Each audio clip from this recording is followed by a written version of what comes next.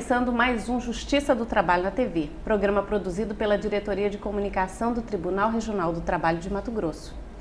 O frequente aumento na demanda de serviços para atender a crescente população tem levado municípios, estados e União a contratar novos trabalhadores para fazer frente a essas necessidades.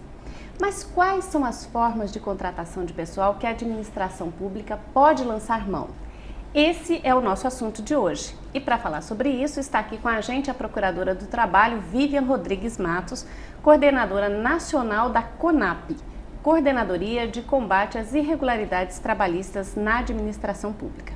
Procuradora, o que exatamente é essa coordenadoria e quais as ações que ela desenvolve? O Ministério Público do Trabalho, ele atua em diversas áreas em termos de direitos sociais do trabalhador. No ano de 2004, o Colegiado de Procuradores do Ministério Público do Trabalho, após um levantamento feito em razão das atuações regionais, constatou um grande número de irregularidades trabalhistas na administração pública. Diante disso, o Ministério Público decidiu, através do seu colegiado, do seu Procurador-Geral do Trabalho à época, transformar essa em uma meta do Ministério Público do Trabalho. Daí a criação dessa Coordenadoria Nacional de Combate às Irregularidades Trabalhistas na Administração Pública. Essa coordenadoria, na verdade, ela tem o papel de coordenação e integração, assim como apoio institucional e banco de dados para todos os membros do Ministério Público do Trabalho no que se refere às irregularidades trabalhistas na administração pública. A coordenadoria, ela conta com um membro em cada região, que esses membros, além da atuação nessa área de combate às irregularidades trabalhistas na administração pública, fazem um levantamento de dados e compilam as principais decisões ou mesmo ações inovadoras daquela área, porque muitas vezes uma irregularidade que está em determinada área também está em outra, mas foi percebida primeiro naquela. E com isso, com aquela atuação inicial, nós podemos expandir e trabalhar uniformemente. Então, esse é um dos papéis da Coordenadoria Nacional, colher dados, verificar as irregularidades de um modo geral, aquelas que precisam ser combatidas prioritariamente.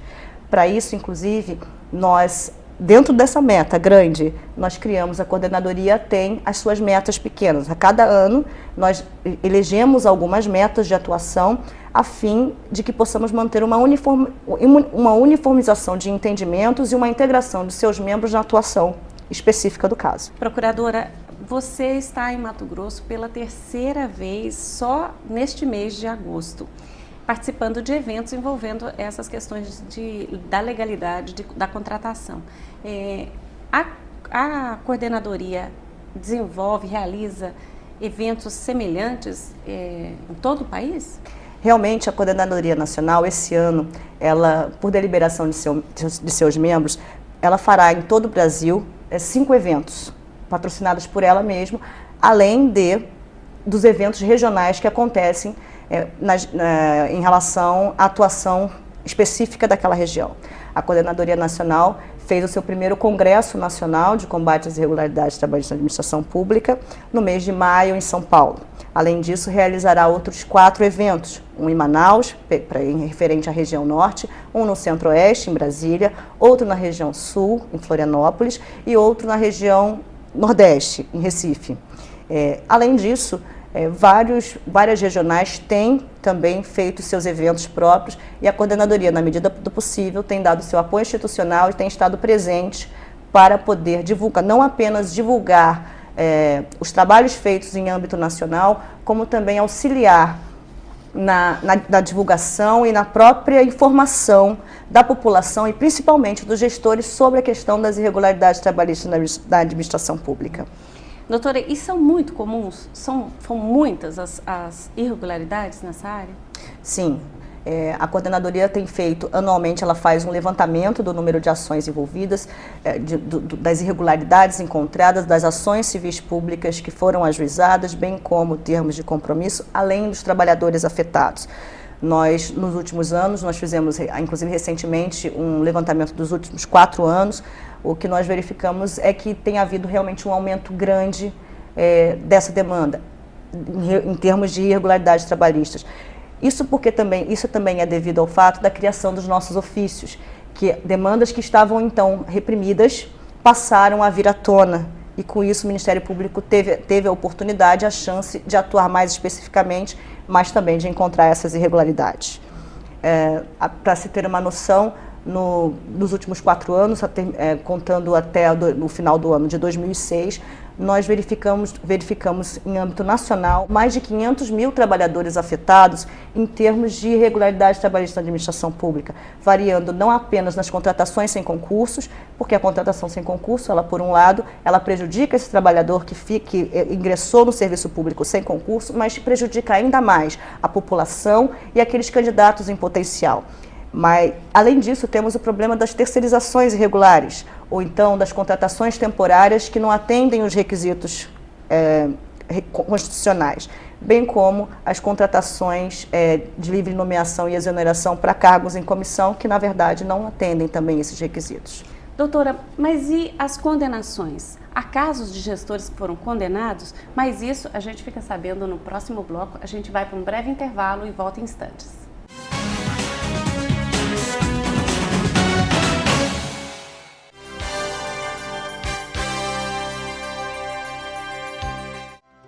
A busca contínua pela melhoria no atendimento e pela rapidez na solução dos processos faz da Justiça do Trabalho a mais eficiente em Mato Grosso.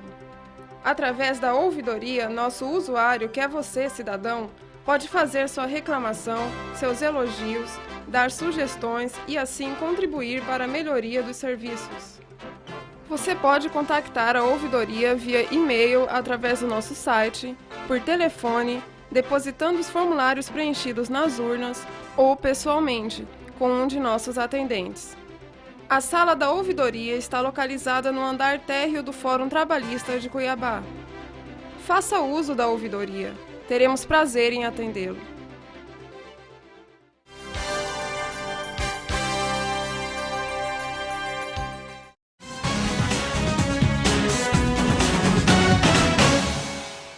Estamos de volta com o programa Justiça do Trabalho na TV, que hoje entrevista a procuradora Vivian Matos, responsável pela Coordenadoria de Combate às Irregularidades Trabalhistas na Administração Pública.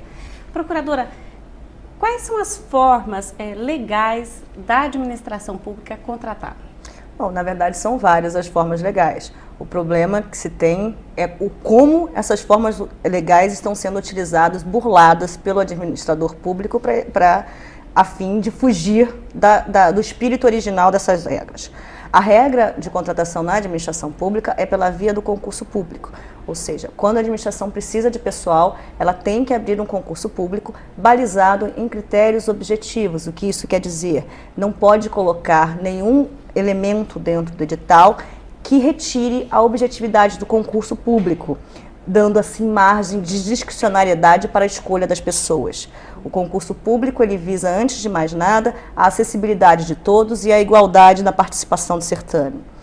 A outra forma legal que a Constituição considera como exceção ao concurso público é a contratação temporária para atendimento de excepcional interesse público. Para esses fins, a Constituição, no entanto, coloca o requisito básico, que a contratação é temporária, para atendimento de excepcional interesse público. Isso significa que essa contratação ela precisa ter um tempo restrito. Deve haver ainda previsão legal sobre as hipóteses de contratação para aquele fim. Não é qualquer atividade que em que pode ser utilizada a contratação temporária. Além disso, essa atividade deve ser para atendimento de excepcional interesse público. O excepcional interesse público é aquele que não podia ter sido conhecido antes. É aquele que precisa de atendimento imediato para uma necessidade excepcional, porque o interesse público reclama que ele não pare. Uma outra forma legal, que é exceção ao concurso público também, é a contratação em cargos de comissão ou função de confianças, declarados em lei de livre nomeação e livre exoneração. Para esses fins, a Constituição ela fixou os requisitos para isso, ou seja, esses cargos são específicos para direção, chefia e assessoramento. Procuradora, você falou sobre contrato temporário. Recentemente, a Justiça do Trabalho em Mato Grosso, mais especificamente a Vara do Trabalho de São Félix do Araguaia, teve uma decisão em que os 2 prefeitos de municípios da região foram cassados por conta de contratos temporários, por desvios na forma de contratação. Sobre isso, a gente vai saber um pouco mais assistindo um vídeo sobre a decisão.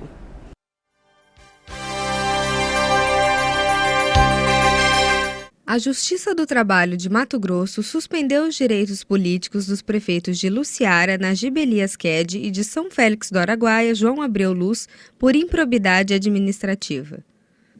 Ambos utilizaram da contratação temporária para burlar a exigência constitucional de se realizar concursos para ocupação de cargos públicos. Além da perda do mandato e dos direitos políticos, os prefeitos e seus respectivos municípios foram condenados em primeira instância a pagar multa cível e indenização por danos morais e materiais causados à sociedade e aos trabalhadores. A decisão foi proferida em abril deste ano na Vara do Trabalho de São Félix do Araguaia. Segundo o juiz João Humberto Cesário, que julgou o mérito das ações, ao invés de realizar concurso público, os municípios se utilizaram da contratação temporária. Agora os focos são outros, doutor. Além das demandas normais, naturais da Justiça do Trabalho, recentemente, como a gente já falou, teve a questão da cassação de 2 prefeitos. Sim, é verdade. Eu até digo que talvez hoje o grande problema da região seja justamente a contratação de trabalhadores de maneira irregular pelo poder público. Infelizmente, a regra constitucional do devido concurso público não vem sendo respeitada na região e é altíssimo, alarmante verdadeiramente dizendo, o índice de contratações irregulares que a Fazenda Municipal tem procedido na região. Mas com essas decisões, doutor, elas podem... novas ações semelhantes podem ser ajuizadas em outros municípios? Olha, Aline, a questão do ajuizamento em si das ações é algo que depende do Ministério Público. No caso, o Ministério Público do Trabalho, o Ministério Público Estadual e Defensoria Pública, que foram os órgãos agentes que ajuizaram as ações em São Félix do Araguaia. Mas eu tenho também uma outra notícia boa para trazer. As notícias recentes que nós temos, que depois dessas condenações dos prefeitos de São Félix do Araguaia e Luciara pela prática de improbidade administrativa, todos os prefeitos da região já estão tomando providências para regularizar a situação e não são poucos aqueles que inclusive já expediram editais para realizarem concurso público nos seus respectivos municípios. Então eu creio que essas condenações recentes estão, além de tudo, possuindo um caráter pedagógico muito importante para a região. O juiz ainda determinou a nulidade de todos os contratos firmados nos últimos 4 anos e fixou multa de R$ 1.000 a cada município que contratar servidores de forma irregular.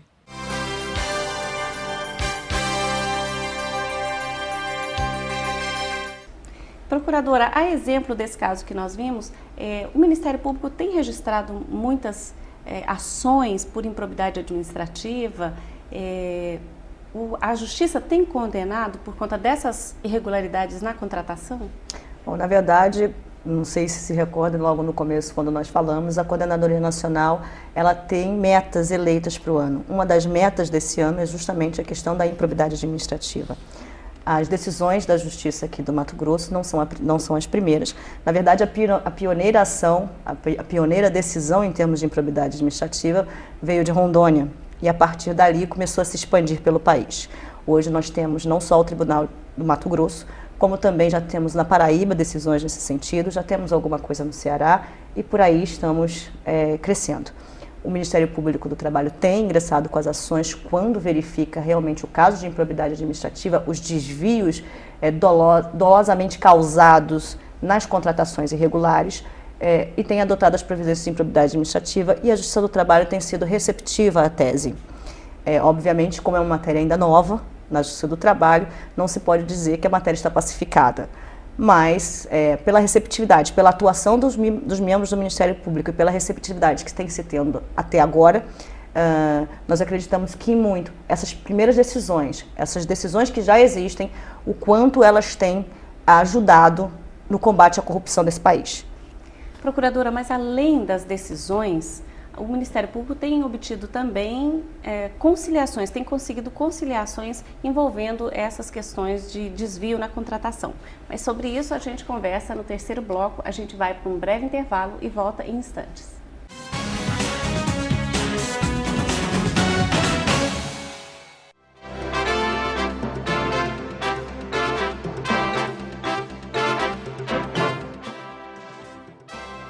Para melhor atender os jurisdicionados, o Tribunal Regional do Trabalho de Mato Grosso, através de decisão do Tribunal Pleno, alterou o seu horário de funcionamento.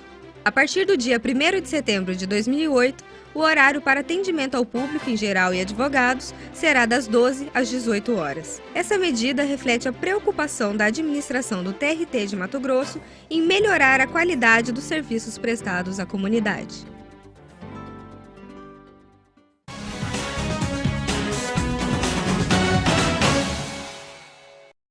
Este é o programa Justiça do Trabalho na TV, que hoje conversa com a Procuradora do Trabalho, Vivian Matos.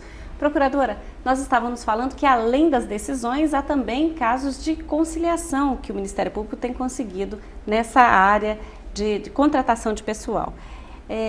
Todas envolveram, quais são elas e todas elas envolveram terceirização irregular? Bom, primeiro ponto, só para enfatizar, para não ficar um pouco confuso, no que diz respeito à improbidade administrativa, o Ministério Público não tem o poder de transacionar. Então, a improbidade administrativa, uma vez ajuizada, ela é levada adiante, não podendo o Ministério Público nem transacionar, nem dela desistir. Em relação ao aspecto material, que aí sim envolve a irregularidade propriamente dita, nesses casos, o Ministério Público do Trabalho tem obtido êxitos em algumas áreas, inclusive em âmbito nacional. Cito como exemplo o termo de conciliação judicial firmado com a União Federal. Por esse termo de conciliação, a União se compromete a substituir aproximadamente 30 mil trabalhadores terceirizados, abrindo assim novas vagas de concurso público para serviços diversos em vários órgãos estatais, em vários órgãos da União. Só executivo, doutora? Não, é a administração pública direta, como um todo. Então envolve poder executivo, legislativo, judiciário e também o próprio Ministério Público, os próprios Ministérios Públicos no que diz respeito, se houver, no caso, alguma terceirização no local irregular. Um outro termo de compromisso também, que vale a pena ser mencionado, é o firmado recentemente com a Caixa Econômica Federal, também envolvendo terceirização. Por esse termo de compromisso, também a Caixa se compromete a dispensar trabalhadores terceirizados irregularmente, que foram terceirizados em substituição de uma mão de obra concursada. Inicialmente, as contratações pela Caixa Econômica de forma irregular chegaram a 18 mil, e recentemente foram diminuindo, só que embora, apesar de ainda ter alguns, um novo termo, um termo aditivo foi feito para a Caixa dispensar o restante desse pessoal. O que chama atenção nesse termo de conciliação judicial é o fato que, além da Caixa fazer o concurso público para a substituição dessas vagas, se comprometendo também a não mais terceirizar suas atividades fins, ela também se comprometeu a promover cursos de capacitação para esses terceirizados, de modo que eles possam ingressar no mercado de trabalho já capacitados para isso. Com isso, nós unimos 3 aspectos fundamentais. Primeiro, a moralização do serviço público. Segundo, a proteção às relações de trabalho. E terceiro, que é fundamental, a proteção ao próprio direito social do trabalho, já que o trabalhador poderá retornar ao mercado de trabalho já capacitado.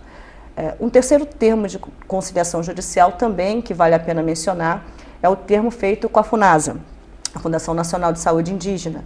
Por esse termo também, a FUNASA se compromete a deixar de terceirizar as suas atividades fins, que hoje, nas comunidades indígenas, a questão da saúde indígena, bem como o saneamento, tem sido feito através de OCIPs. E com esse termo de conciliação, a FUNASA se compromete a não mais utilizar essa forma nos próximos ao final de 4 anos. Procuradora, a entrada de ONGs, de OCIPs, enfim, do terceiro setor na prestação de serviços junto à administração pública, não é o resultado da falta de estrutura do próprio poder público, do próprio Estado? Veja, desde a época, mais ou menos na década de 70, começou o desmonte do serviço público. Sempre se falou, começou a se falar em Estado mínimo e com isso não houve contratação de servidores. Existem casos de atividades estatais da própria União em que o concurso público não era realizado há mais de 20 anos, bem como não é feita a capacitação desse pessoal.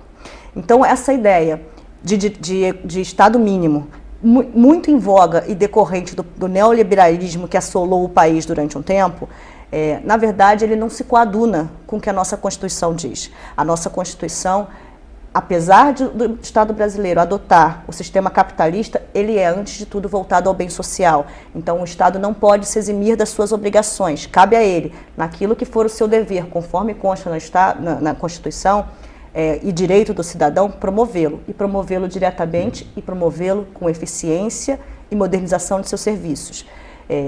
O afastamento do Estado não é condizente com aquilo que a Constituição previu para ele.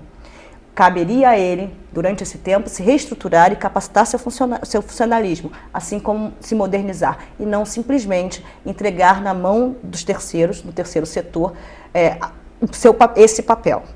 Já que não podemos esquecer, como disse antes, que o Estado brasileiro, antes de tudo, é um Estado voltado ao bem social, à promoção da justiça social e, principalmente, de forma a promover a todos uma existência digna. E para isso, isso é o dever do Estado. Procurador, como denunciar? Quem souber de alguma irregularidade, como acionar o Ministério Público? O Ministério Público do Trabalho tem o seu site, principalmente aqui no Mato Grosso, tem um site, basta acessar o site no link denúncia, assim como nós também aceitamos denúncia pelo telefone ou diretamente na Procuradoria. É importante ressaltar, a sua denúncia é muito importante, não apenas para o Ministério Público, mas para a sociedade. Procuradora, nós agradecemos as suas informações, a sua participação e o programa Justiça do Trabalho na TV agradece a sua atenção. Dúvidas sobre questões trabalhistas? O Tribunal Regional do Trabalho de Mato Grosso se coloca à disposição para responder. Envie o seu e-mail para o nosso endereço eletrônico que aparece no seu vídeo. Até o próximo programa.